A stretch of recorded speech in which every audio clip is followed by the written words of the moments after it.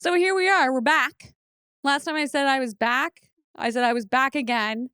Here we go. Gave them a whole spiel about Australia, my new life, my commitment to them, and then I disappeared for 6 months.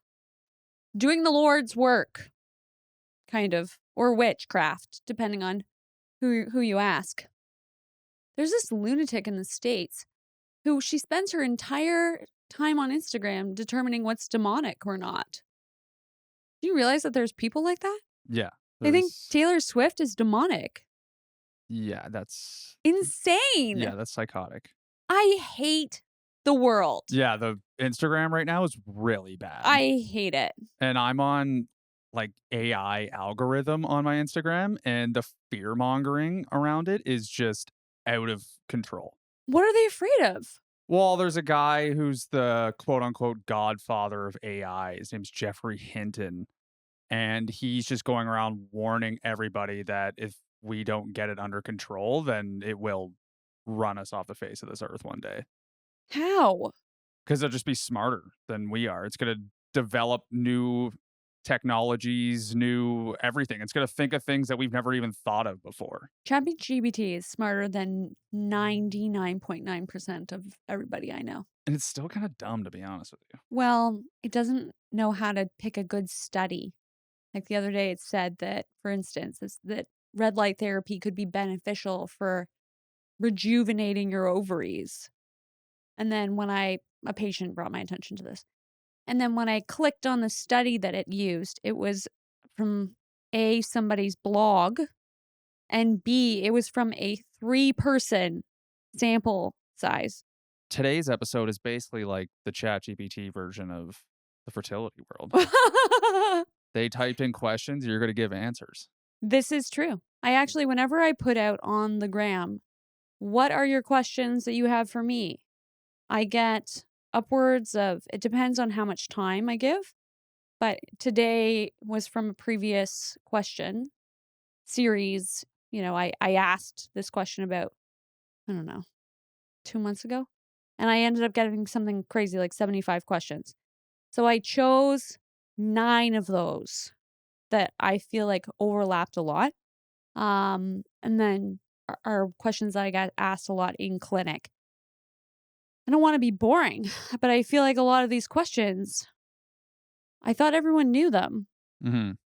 I got to stop acting on that assumption. Yeah. Because it makes an ass out of you and me. Exactly. You gotta act like there's new people tuning in every single time. It's not bad to reiterate what people you think they already know. My POV, if you will. Yeah. Yeah. Which I thought I didn't have. Yeah, you come in and say, I don't have a POV. And I'm like, what the fuck are you talking about? You literally have the most POV to anybody I know. I feel POV-less. Like, you literally, this whole podcast is a POV of how you feel about the work you do. I just float around. It's crazy. Flitting from one end of the uterus to the other. That was an insane comment. Absolutely insane. Okay, question number 1. Yeah. What is embryo grading and PGT-A testing? So for that, we have to ask, what are embryos and how does one get them in order for them to be tested? So this question is really only applicable for those of you who are doing or who have done IVF, because otherwise we would never know what grade your embryos are or what they would test as, because they would be inside your body. But let's assume you've done IVF. You've done your egg retrieval, so you've done your stems. The eggs have been retrieved from your ovaries. They have been fertilized using either ICSI or just natural IVF, which is where the sperm fertilizes the egg in a petri dish, if you will. Then you wait for those fertilized eggs to become blastocysts, which means that they are then capable of being tested. At that point, the embryologist will take a sample of what will become the placenta, and then that sample is sent away for genetic testing. When they are doing the testing, they're essentially looking for whether or not it has the correct number of chromosomes. You know, you could have hopefully 23 and 23, and then it would be determined a euploid or a normal embryo, a correct embryo. Or it could have, 23 and 27, and then that would be an abnormal or an aneuploid embryo. Essentially, the grading is what the embryo looks like. It's a beauty contest. I don't think that it has very much merit, whereas the actual testing will determine whether or not it has the correct number of chromosomes, as a head start. When you do a transfer, hopefully it will then have a higher likelihood of being successful because at least you know that the embryo is correct. Now, my favorite embryologist, because who doesn't have one of those? Embryo Man Official on Instagram. Check him out if you haven't already. He did me a huge disservice. He didn't do it to me, but I feel like he did a huge disservice to all of us because he posted one Instagram post where he gave the occurrence where somebody had done a embryo transfer of an incorrect or a non-euploid embryo, an aneuploid embryo, and it had resulted in a healthy baby. And so after he posted that, every single patient that had done IVF, anyone who had ever, discarded a non-correct embryo, came in here and lamented that they had potentially thrown away their future child. It's getting a little tricky because of all of the conversations around, life and choice and whatnot. But ultimately, I am of the opinion that PGT testing is very important. I think it is important to know whether or not the embryos that you're transferring are PGT normal, because if not, there's so many other reasons why an embryo transfer may not work. And I think if you can tick off at least the chromosome aspect of it, then you can give yourself a little bit more reassurance that it's going to be successful. It could be so many other things. It could be immune related. It could be clotting related. It could be lining related. You could have chronic endometritis. There's so many things that could be looked at. But if you keep transferring abnormal embryos that you don't know are abnormal, then you're going to just assume that you have all these other issues when potentially you don't. So I like to have my scorecard, if you will, so that I can check off what I know is right, and I can circle the areas that could be something I should look into. And I feel like if you don't do PGT testing, you don't have anything. And you're just basically hoping for the best and not knowing if it could in fact be the worst. Okay, question number 2. How many eggs am I born with, and how fast do I lose them? So you're born with about 1 to 2 million eggs. And then by the time you hit puberty, you have about 300,000. But you'll only really have the opportunity to use, between 300 and 500 mature eggs in your lifetime. And by the time you go into menopause, you will still have eggs. That's the part that's really interesting because a lot of the time people are freaking out that they're running out of eggs, or they correlate AMH directly with the number of eggs they have. I had someone who thought because her AMH was 17 that she had 17 eggs left. I'm not laughing at you, Jacqueline. No, I'm not. I'm not laughing at you. I'm laughing with you because I think we chuckled together. But it's important to note that your AMH will fluctuate, and it is not an actual direct parallel of number to eggs left. You will have eggs all the way past menopause. The question is, some patients, for example, I'm hoping I'll be one of them, will go into menopause earlier, 42, 43. I don't not have eggs. Because I am in menopause, have elevated FSH and extremely low AMH, which makes it very hard for my brain and my ovaries to communicate effectively. And that is what is hindering me from becoming pregnant, as opposed to my just not having eggs. I don't have any mature eggs because of my hormones, but I still have eggs. What does a semen analysis show? Your favorite topic now, Ryan. Well, Semen analysis.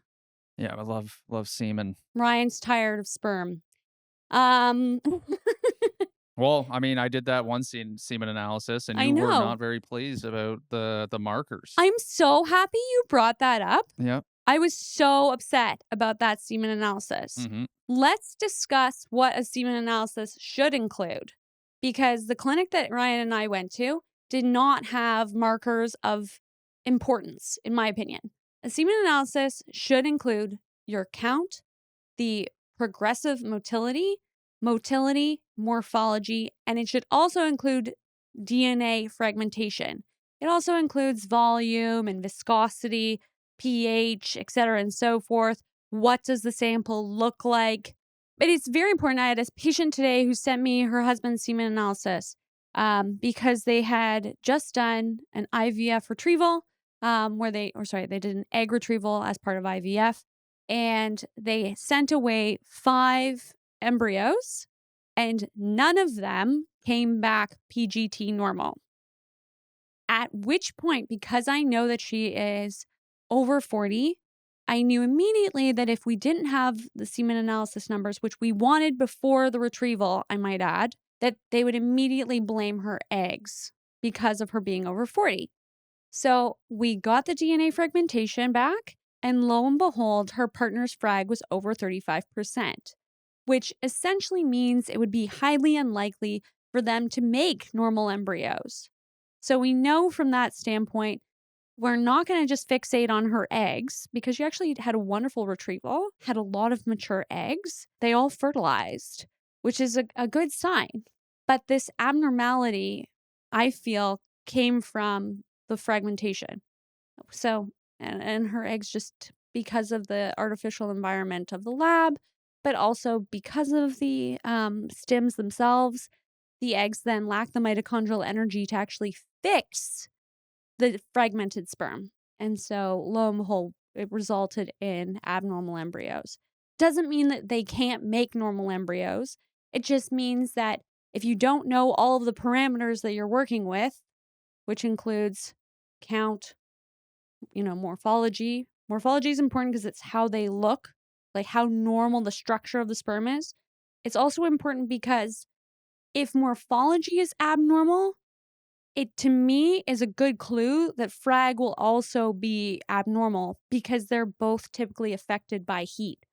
So if one is affected by heat, it's likely that the other one would also be. So we've got count, motility, morphology, and progressive capacity, whether or not they're actually moving forward. But the only one I truly care about, really truly care about, is DNA fragmentation.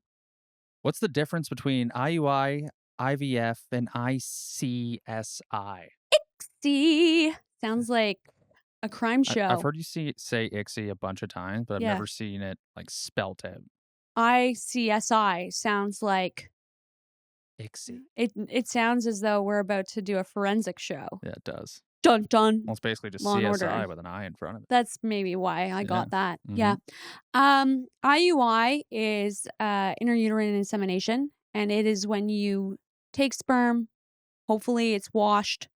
You're picturing all of the sperm getting a little scrub bath. Cute. No.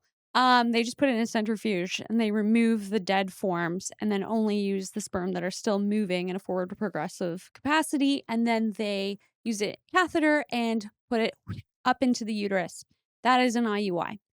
IVF is when you have the patient undergo stims. So they take gonadotropins to increase the number of follicles. Like the gonadotropins will typically be FSH and LH to trick your ovaries into producing more follicles than it typically would in a normal natural cycle. And then you retrieve from the follicles, you pull your eggs. The eggs are then scrubbed. So the eggs are scrubbed, cute. The sperm is getting a wash, adorable. And then if you're using traditional IVF, then in the little petri dish, you've got the egg and the sperm, and they're just meeting naturally. How cute, because they've both had a bath. But if you're doing ICSI, it's a little less romantic. It feels a little bit more invasive for the egg because the head of the sperm, the DNA from the sperm, is then injected into the egg. It can be a good choice if, for example, the partner with eggs has PCOS because the actual shell of the egg can sometimes be the issue, can be a little bit too hard. And so by injecting the sperm directly into the egg cell, you can have a higher, number of fertilized eggs and hopefully then better embryo potential. Not necessarily better embryo quality, but better embryo potential. I've heard a lot of times patients say, oh, well, we don't want to do ICSI. We only don't want to do IVF because it's more natural. And I love a moral dilemma because I think to myself, this whole process is very unnatural. And in some ways, that's why it's so great. Most of nature, if you think about it, is pretty cruel. And if you're going to be using IVF in the first place, I feel like, and this is just my personal opinion, you should be doing everything you can to enhance your chances by, going through your case and determining whether or not what you're doing is appropriate for you or not. If you keep leaning into quote unquote nature, like you might as well just not do it at all, you know? Should I freeze my eggs or embryos? Thank you for asking this question. I actually did a whole episode on it because I'm so passionate about the topic. I saw one of my beloved patients this morning who originally came to see me because she wanted to freeze her eggs, despite the fact that she is currently in a relationship that she's hoping to stay in. And I was able to give her the stats about the number of eggs that will actually survive a thaw to actually be fertilized in the future. And the attrition rate of frozen eggs is just so high. Your eggs are made mostly from water, they don't freeze well. The idea that it is a good option is extremely misguided. Now, it depends on your circumstances. Some people are super, super romantic and they love the idea of having these eggs frozen so that they can fertilize them with their future, love to be. And I can appreciate that. However, I also deal with a population who are constantly having to make the decision about whether or not they're going to use donor eggs. And when I have patients who are so comfortable with the idea of using donor eggs, but are so uncomfortable with the idea of making their own embryos. It makes me really question what the fuck is going on. Because I know for myself, if I was a youth who was put in the position where she didn't know when menopause might hit, spoiler alert, I was in fact in that position. I decided to, in my case, marry a deadbeat and have children early with his apparently quite good sperm. And then I discarded him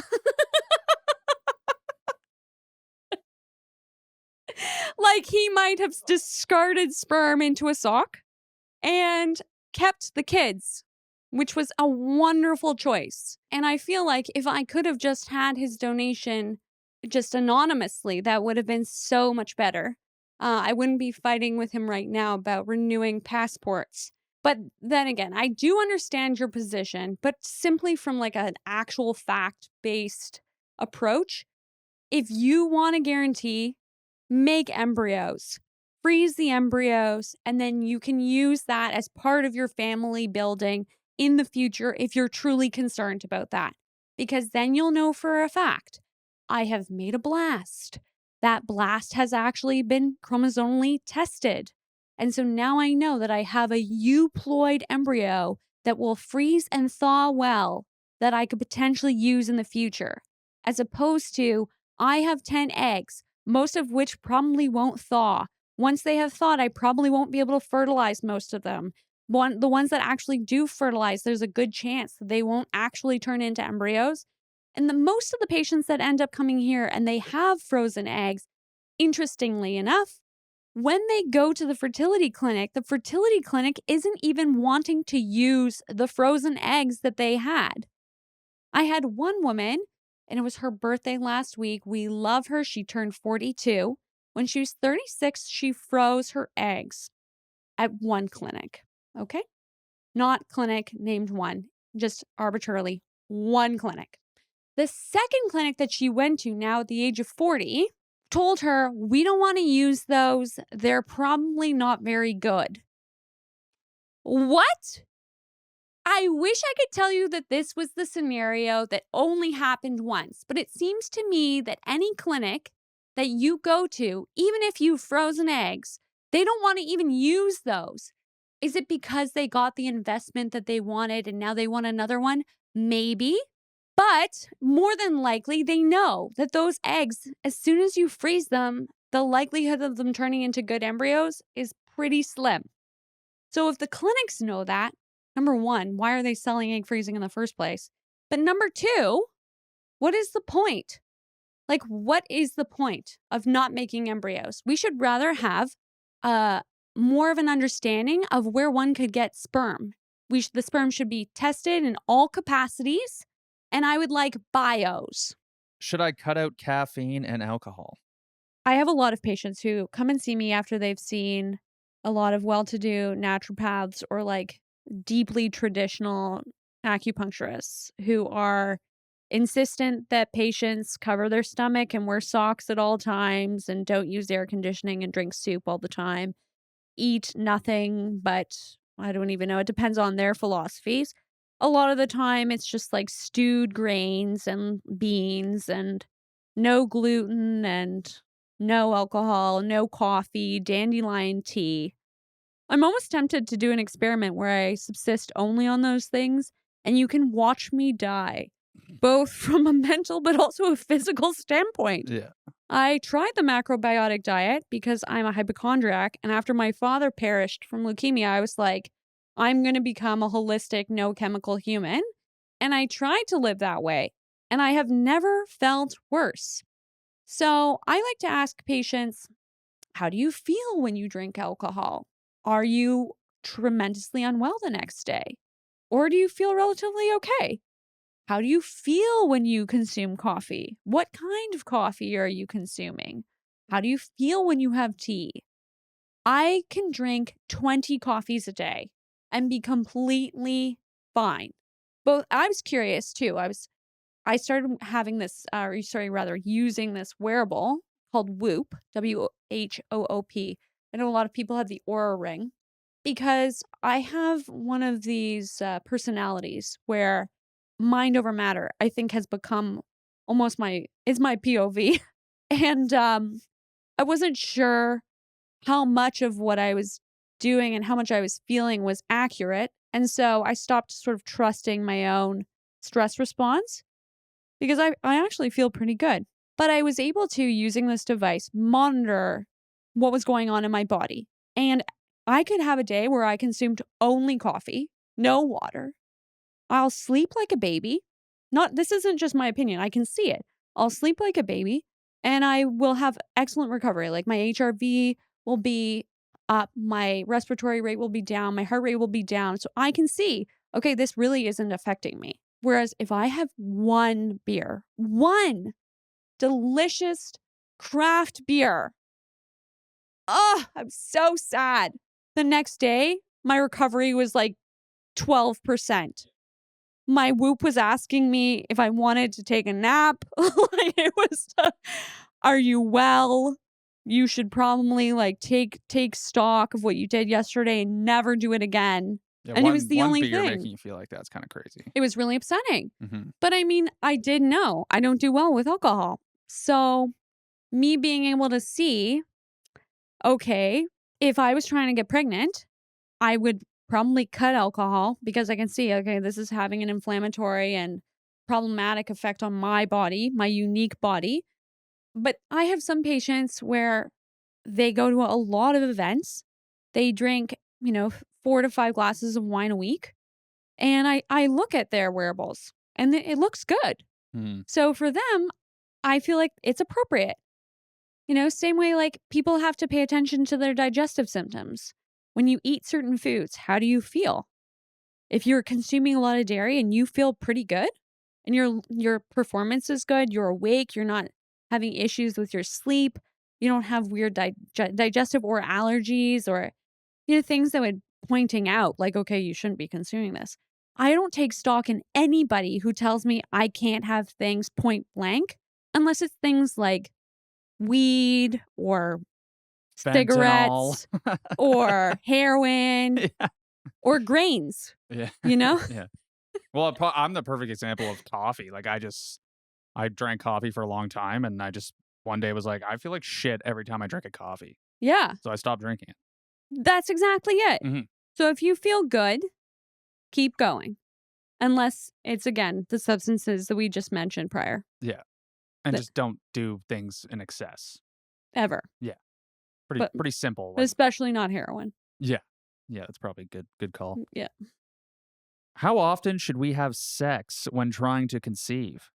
If your partner has a high sperm count, then ideally you're having sex within the fertile window, which is roughly like 4 days before you ovulate, which means that you're going to have to be tracking ovulation with ovulation predictor kit, so an OPK.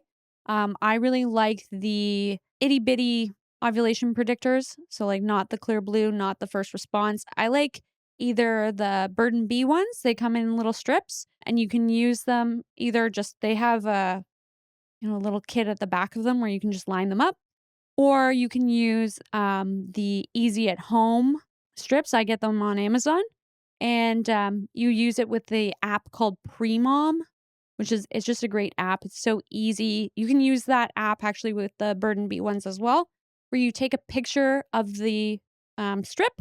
You can see, okay, yes, I'm getting an LH surge on this date. And then you can track that for, like, let's say you're going to start trying in like 2 to 3 months. Before that occurs, for those 2 to 3 months, track when you're ovulating so you know when your fertile window starts. So if your fertile window is about 4 to 5 days before you get your surge, then if, let's say for ease, that you get a surge on day 13, you ovulate on day 14, then you should be having sex at a frequency of every other day if you don't know what your partner's, sperm count is. If you do know and you know that it is low, then for sure do every other day or every 2 days. If your partner has, a normal count, then ideally you either have sex every day or you have sex every other day, but they release on the days that you are not having sex. My favorite number one way to reduce DNA fragmentation is with frequent ejaculation, which means that you're not going more than 48 hours without ejaculation within that window. And it makes sense. You don't want buildup because it's damaging to those poor little suckers. So you rinse the pipes, if you will. So let's say I know I'm going to ovulate on cycle day 14. I'm going to have sex probably cycle day 10. Partner releases on cycle day 11. We'll have sex again on day 12. Partner releases on day 13. Have sex on cycle day 14. So it's a lot more work on your partner. There's one fertility doctor right now who's recommending, I don't know if he's just recommending it in clinic or if he's also recommending it online.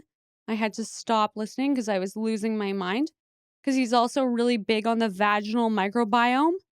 So he's telling people you should be having sex every day to twice a day. Oh, and also make sure that your vaginal microbiome is on point. I'm like, bro, if I'm having sex 14 times in a week, do you think my vaginal microbiome is going to be okay? Like, absolutely not. Frequent release. Goodbye. Enjoy yourself. To the bathroom you go, if this is our mission. Plus it keeps the spark alive. Who's better, your hand or me? Cute. Cute, cute, cute. Vaginal microbiome. That's the first time I've heard that. Yes, it's very important. The uterine microbiome. I've been hearing a lot about the microbiome, but I've never heard about the specific microbiome. Well, I think it's really funny because I'm now old enough to have been in fertility for long enough where fertility doctors, 5 to 10 years ago, were saying that the uterus was a sterile environment, which is a ridiculous statement given the fact that your cervix is open. So if sperm can get into the uterus, wouldn't other pathogens potentially be able to get up there too? Hello? Lactobacillus, bro. Needed up there. What are my chances of getting pregnant at 35, 38, 40, or 42? Those are very specific numbers. Should have said 35 to 42. Just the way it was written out. Yeah. I mean, I don't really like statistics from this standpoint. I find it very amusing when patients come in and they say that their fertility doctor says that they have a 2% chance of getting pregnant. Like, based on what? Have they all of a sudden just become these genius mathematicians and they're able to spew out stats based on a full understanding of your life? Meanwhile, they just got your birthday wrong? I don't think so. So, my opinion is that it very much varies on more lifestyle than it does age. Like, for instance, I have a patient who was just able, oh, you know what? Actually, that same patient, the one whose clinic insisted that she not use the eggs that she froze and then insisted that she do IVF instead, she ended up getting spontaneously pregnant at the age of 41, now 42. So this patient is also, does she have a lower AMH? Yes, but she's also very athletic. She eats really well. She takes very good care of herself. Her partner did a tremendous amount of work to ensure that his sperm quality was much better than when they had first started their journey. Those things matter because if, let's say you're 30 years old, but your partner's sperm is very poor, you're not going to be getting pregnant. Whereas if you are 40 years old and every year, like, your FSH is relatively normal, your AMH is relatively normal for your age, then the egg itself, it was interesting. I posted a new study on my Instagram the other day and it got a lot of attention, where they're actually stating something that we've said on this podcast numerous times, that eggs are not getting as many dings with age. So essentially, your eggs don't have that many abnormalities as you get older. And in fact, they are, in fact, more neutral than we have been led to believe. And it's more about how much energy that egg has to fix or not fix fragmentation that matters. So if you are 40 plus, but your partner's sperm is very good, I'd say that you have a better chance of getting pregnant than you being 25 and having a partner with horrible sperm. Although when you first hear that, your brain wants to go, no, look at all these, old celebrities with these young wives. First of all, we have no idea what's going on behind closed doors. But secondly, if I told you that my husband has had a vasectomy and I then told you, and we're trying, would you say to yourself, well, Anne, you're going to be pregnant any day now? Absolutely not, because there's no sperm. The same applies. So if your partner's sperm is trash, it doesn't matter what your age is. If you have PCOS, I've found that patients actually have a better chance of getting pregnant the older they get because their AMH, if that is part of their problem, because it's not part of everyone with PCOS's problem, but if your AMH is very high when you have PCOS, a lot of the time, that's why you're having a hard time ovulating regularly. So as you get older, your AMH will drop to normal levels and you will have a more regular and frequent ovulation. And I found that patients who originally came to see me with PCOS and had to use IVF, as they've gotten older, they've actually ended up having like whoopsie babies because now they're, 40 and their AMH is a normal level and they're able to get pregnant easy peasy lemon squeezy. So the longest answer ever to that short, cute question is that it very much depends on you and your partner. But please remember that it takes two and you have to look at both of what's going on as opposed to just singularly your age. Well, you're nothing but thorough. Thank you. Can birth control damage fertility? It can um, damage a lot of things, can it? I mean, I feel like birth control gets a really bad rap. Yeah, I don't think it's like a bad rap, but I have their personal experience, not me. But Yeah. I mean, it depends, right? It depends on the type of birth control. Like a mini pill, which has like a higher ratio of progesterone than just like an estrogen pill, can have actually some soothing effects on patients, for example, who have endometriosis because they feel so much better with progesterone. It also stops endo patients from ovulating, and ovulation and the inflammation that occurs with ovulation can be very damaging for endometriosis patients. I think it depends. I know I hear a lot of the time that people say, oh, the birth control pill, it just masks what could potentially be going on. And if you've originally gone on the birth control pill because you had an issue, like for example, you had very heavy, painful periods, or you had infrequent periods. Like for instance, my one daughter, Aiden, she gets her period now. She's had her period once every 4 months, whereas Madeline gets it every month, every 28 days. I'm not taking Aiden to the doctor to go put her on the pill right now at the age of 14 after having her period for less than a year to ensure that she has cycle regularity. Like, you just have to understand that you have to try and figure out and remedy what potentially could be going on, and then use the pill therapeutically if it is deemed necessary, but only after you have a complete picture of what's going on for you. It's also really interesting to note that the pill itself can alter how you feel, not only just physically at all times, but towards prospective partners and how attracted you are to them. So I think that's really important because if you have been with someone your whole life, um, high school sweetheart, if you will, and you were on the pill with that person, and then you go off of the pill the first time ever once you're married, and then you're repulsed by that person, that That's sucks. crazy. Has that happened? Yeah. Wow. Yeah. So I think that's important. It's also important to note that in terms of like therapeutic capacity, it is pretty important for patients who have really high FSH before they do like a round of IVF, for example, because it can help lower FSH so that you'll have a better response to your stims.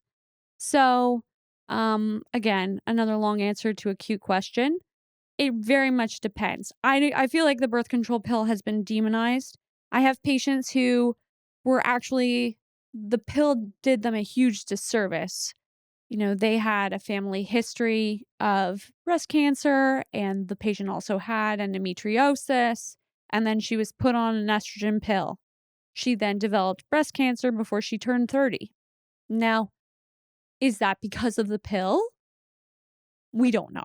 We also do know that patients who take the pill have a higher incidence of breast cancer regardless. So, using that information, we can say statistically it is relevant. That being said, it also has protective benefits for patients who are concerned about ovarian cancer. I know after they removed my one ovary, and the dermoid tumor that was on it, they recommended that I go on the pill to quote unquote preserve my fertility, probably in that it would help reduce the amount of cysts that I was getting on the existing ovary. But also, I think they were concerned about, my propensity for inflammation on my ovaries. And since I only had the one, they wanted to make sure that it wasn't going through a tremendous amount of stress every time I ovulated. As it was, I ended up feeling pretty terrible on it, and so I opted off. But it's very dependent, very personal, very dependent. And I think ultimately, I don't think it's good or bad. I think the only thing that's good or bad is in our medical system not figuring out the patient before we put them on a prescription. Okay. Well, that's it. That's it for today. That was it. That was That all. was it. You said it was going to be quick, but it ended up being Pretty 50 long. minutes. We ended up filling 45 minutes. Yeah. Yeah. Well, that's not too bad. Yeah, no, it's good. Yeah, I actually I went on a rant actually earlier this week about lining quality, um, and when one should do a transfer, like a frozen embryo transfer. So if we have time, I'd love to. That would be my question that I could add to the mix. Okay. So I can pretend to be a viewer, Mhm. and I can give my question. Ask yourself a question and then answer it. And is it appropriate to do a transfer in the case where a patient has a homogeneous lining meaning that it doesn't have a triple line, where there's fluid in the lining, and where there's concern around whether or not that fluid is going to impact compaction of the lining once progesterone is started. The answer to that is you should skip that month. Do not, under any circumstance, do an embryo transfer of your precious embryo into a lining that is not trilaminar, that has fluid in it, meaning that fluid could be coming from either your tube, it could be coming from inflammation within your lining. We don't want inflammation in the lining. It will basically guarantee that that embryo will not stick because the fluid, as it's a very simple concept. You can even picture it in your mind. If you've got, I'm going to give you a visual here, a sandy beach, okay? It's got some stickiness to it, and then the tide comes in. What is going to happen to what is in that sand? The sand is not going to remain compacted. Whatever you plant in the sand is not going to remain. It will wash out with the tide. Don't put your embryo into the tide, please. Final question. Personal vendetta, because I was so infuriated. My poor patient had to cancel her own embryo transfer because her physician was wanting to move forward with that transfer into that quality of lining, which is so ridiculous. Patients shouldn't have to advocate for themselves that way. I have never in my life gone to the doctor and had a scenario, described said scenario, and then had to advocate that they do something about it. I mean, I did have that one mole that my dermatologist was reluctant to cut out that did end up being precancerous. But I feel like that was rolling the dice. Honestly, I've gotten a million moles and she's removed a bunch of them, and most of them haven't been precancerous. But still, you shouldn't have to advocate this way because it's exhausting. Fertility is significantly more exhausting than me having moles removed. So, if you have any qualms or questions about any of these answers that I've given, please comment on my Instagram. I'm pretty fast in terms of DMs. Anne at Energy. Oh, no, what is my handle? Energy Tree Anne. That's the one. And I feel like I'm pretty quick to respond to your DMs. And if I don't respond immediately, then I think it's important for you to note that I will eventually respond on a podcast episode in some capacity because I'm a Capricorn and I will hold a grudge and I will make sure that we rectify it because that's my POV, right? That's my POV.